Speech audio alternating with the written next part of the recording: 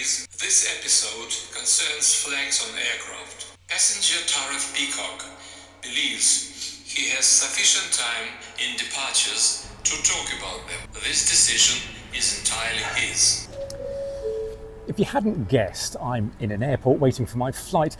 The gate number's already changed once, which feels like a warning sign. So while I wait, I've been looking out the window and I've realised something.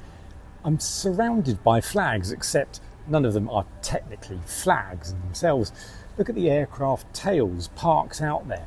Tell me those aren't doing flag behaviour. Flat colours, simple geometry, high contrast designs you can recognise instantly from a distance, while slightly stressed holding a coffee. Which reminds me, where's my boarding pass? It's in my hand. And it's not just branding, that's vexillology with a marketing budget.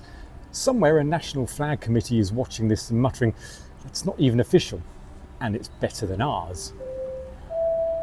Passengers are reminded to only smoke in designated areas. Why the tail fin? Airlines put their identity on the tail for the same reason flags go on poles. It's the highest point, it rises above everything else, and it still works even when half the plane is hidden behind another one at the gate. You don't need to read anything, you just know who it belongs to. That's good flag design, even if nobody in the aviation world would ever phrase it that way. National identity, but toned down. Some airlines, often the state-owned national carriers, lean heavily into flag colours. You can usually guess the country before they ever see the airline name. Passengers kindly note that Baltic airline liveries are among the best. Thank you. Yes, exactly. Lithuania, Latvia, Estonia, they prove the point perfectly. Others avoid national identity altogether. Abstract shapes, corporate calm, and yes, some historically diabolical British Airways experiment that we've all agreed to forget. A very deliberate, we fly everywhere, please don't attach feelings to this approach. Both still behave like flags, they just disagree on how much personality is allowed at 35,000 feet.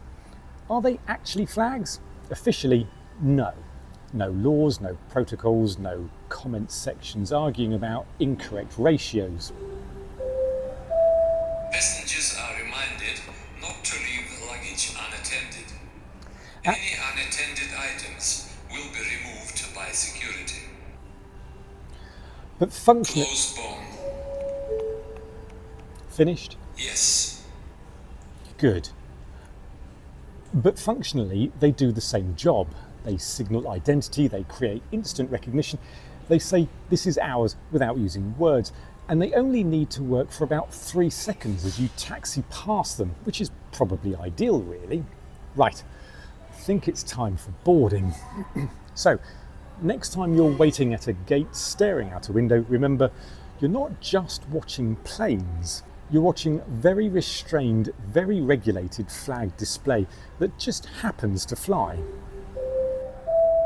Final call for passenger Tariff Peacock. Please proceed to gate C16. Your flight to Senegal is now boarding. Final call, right.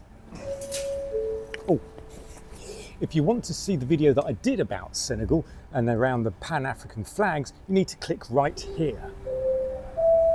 Final call, Mr.